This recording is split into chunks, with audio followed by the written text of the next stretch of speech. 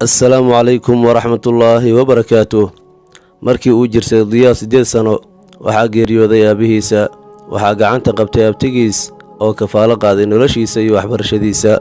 Sanad ka bacdi waxaa la guursaday hooyadiis. Ninka guursadayna wuxuu shardi ka dhigay in Diyaa uusan la noolaanin. Diyaa wuxuu aaday guriga abtigiis, wuxuuna ka helay nolol aad u wanaagsan. Wuxuu baray umuurta diintiisa, wuxuuna xifdisiyey Qur'aanka Kariimka. wuxuu ku barbaaray Diyaa barbaarin islaami ah oo saxiix ah, wuxuuna si aad u jeclaaday abtigiis. Markii uu bogay jaamacadda sanad kadib wuxuu go'aansaday inuu guursado gabadha abtigiis, midaas oo ku raacday iyadoon ka labalabeyn. waxayna ahayd qofka ugu badan oo si dhab ah u yaqaano Diyaa, jacaylka uu qabo aabaheed iyo baarinimada uu u hayo hooyadiis. 2 sano ka bacdi guurkooda, Diyaa xaaskiisa waxba umaysan dhalin. waxay aadeen asaga iyo xaaskiisa isbitaalka si loo ogaado qofka cilada qabo. Diyaa ayaan u horgalay dhakhtarka, wuxuuna ogaaday natiijada, wuxuuna gartay sababta inay tahay xaaskiisa, asagana uu bad qabo. wuu dhoola cadeeyay Diyaa, wuxuuna ku xamdiyey Allah subxaanahu wa tacaala. kadib ayuu ku yidhi dhakhtarka, waan baxayaa si aan ugu yeero xaaskayga, laakiin waxaan kaa rabaa inaa ceebta aniga ii yeesho, iyadana ay tahay qofka caafimaadka qabo. waa uu u tegay Diyaa, wuxuuna ka soo waday xaaskiisa qolka sugitaanka haweenka.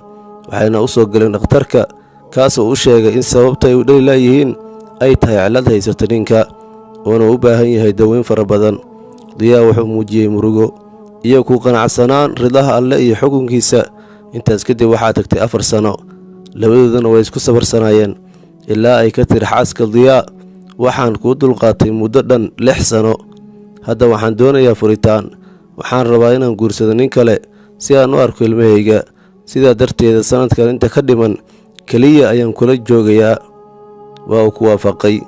yididiilada uu ku qabo Rabbi aad ayay u weyneyd. maalmo ayaa ka soo wareegay, waxaa ku dhacay xaaska kili xanuun, waxayna canaan kala dullacaysay ninkeeda.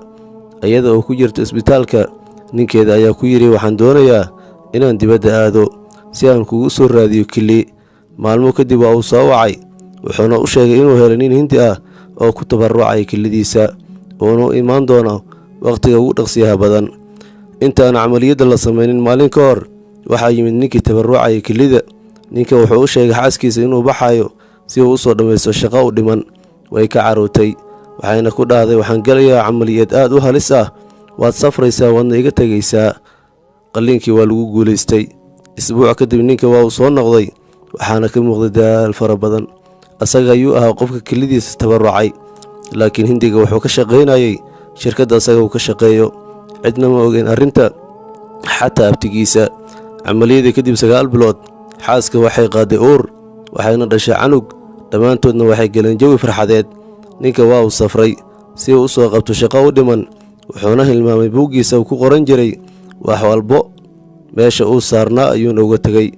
way akhrisay, waxayna garatay in ninkeedu uu caafimaad qabay, iyadana ay ahayd sababta ay ilmo u dhali waayeen. sidoo kale waxay ogaatay in kilidiisa ku tabarucay.